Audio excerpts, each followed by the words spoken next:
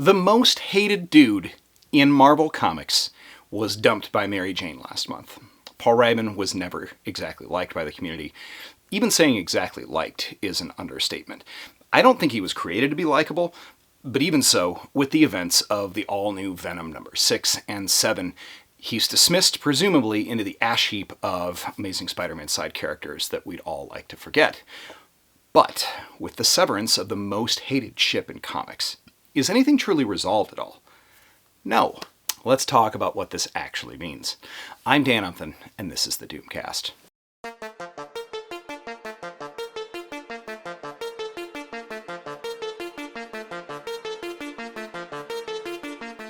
First off, do me a favor, hit subscribe and the bell. I make about one of these videos a week. They are all great, truly, and I'd like it if you didn't miss even one.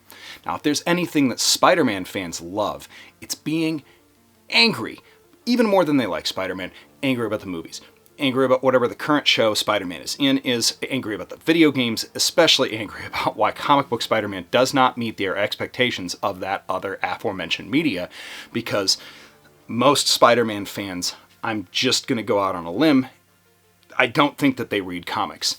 That's fine. He's an incredibly popular multimedia character. I would say most Batman fans, most Superman fans, and most X-Men fans probably don't read the regular comics either. But most prevalently, in the form of a question you get with Spider-Man, why won't they let Peter be happy in comics? Well, listen, pull up a chair, because if you've been reading Spider-Man comics for any significant period of time, you're aware that, like America being great, there was never a time that Peter was ever happy. Peter has never really been happy, not even in the Ultimate Universe, or definitely not in the Ultimate Universe or explicitly in the brief Renew Your Vows series either. Relationships, money, enemies, bad jobs, good jobs, too much money, too many friendships, too many relationships. Peter Parker is defined by being a guy with problems. It's a major source of conflict for him and a driver of some of the best Spider-Man stories. It's also, unfortunately, a driver of the worst Spider-Man stories as well. But when Paul was introduced, Peter and Mary Jane had been on the very cusp of getting back together, or so it seemed. The close of Zeb Wells' Beyond arc showed them almost getting back together and nearly sharing an apartment. This was after Nick Spencer's run had almost kind of teased the same thing. Bear in mind, Peter and Mary Jane had been broken up and their relationship undone for the better part of 18 years at that point. Anyhow, when the next issue came out of Zeb Wells' Spider-Man run, she was dating a guy named Paul and had kids with him that looked a lot like they could have been hers and his. And wow, did that feel like a gut punch to a lot of fans. And that's understandable, because I think that part of the double-edged sword of making Peter Parker a real-seeming guy with believable problems for a fictional character with spider powers is that some people tend to project their feelings onto him. And for people who live vicariously through fiction, seeing a woman that you only kind of understand as a character in relation to the erstwhile husband or boyfriend, Peter in this case, that's a problem. And that will feel like a gut punch. Right or wrong, I understand how some people felt like it was a betrayal. But once you start to define that character independently outside of Peter, especially in relationships, there are going to be a subset of people who are going to get extremely upset with that. See, while Peter and Mary Jane had not been together for decades, the introduction of Paul and the implied permanence of their relationship due to the children definitely hit people hard, and I think that that's because the idea was there was always this possibility that Peter and MJ could get back together. And it was definitely something that had been teased at that point. Frankly, as a fan who grew up with him married in comics, I didn't like the decision to undo his marriage to MJ by Editorial. That happened when I was in my very early 20s, and I kind of dropped off of the comics at that point. I thought it was a ham-fisted execution, and it didn't need to happen. Also, from a storytelling perspective, I get how it constricted a writer and may have made him less relatable to younger or newer fans, but leaving the possibility of them maybe getting together again felt like at least that there was hope for fans who really cared about that and really enjoyed that relationship.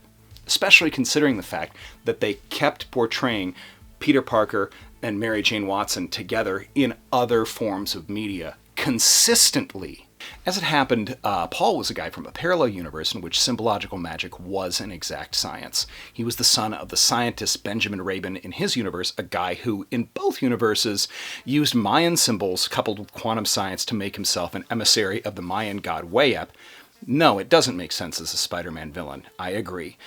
While trapped in Paul's universe, Peter tried to escape with MJ, but she ended up trapped there for a year, in which time she and Paul formed a relationship and sort of adopted 2 kids from that universe. They didn't have these kids, even though they looked similar. Anyway, they maintained this, and in time they discovered that the kids were imaginary after they returned back to the universe. They were symbols themselves. I don't even still really understand that. Then MJ became Jackpot using Paul's symbol technology. Then, in All New Venom 6, was revealed as Venom and then dumped Paul. So now what?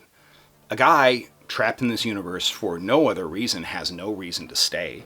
He's a guy defined only by his relationship to Mary Jane, who is in turn generally only defined by her relationship in comics to Peter Parker, and is wearing a symbiote that for a long time was defined only by its relationship with Peter Parker, for which somehow 3 inexplicable movies were made without Peter. Paul has no reason to exist, is what I'm saying. So I guess we'll see how this actually ends up going. Because Mary Jane's not back with Peter. Paul is gone. And I don't know what they're going to do with Peter's relationship in the Prime universe, but it's interesting to see that, he's married with children in the Ultimate. In any case, a lot of people theorize that Paul was a self-insert by Zeb Wells. But while I acknowledge that sometimes authors do that, Jack Kirby did it with The Thing, right?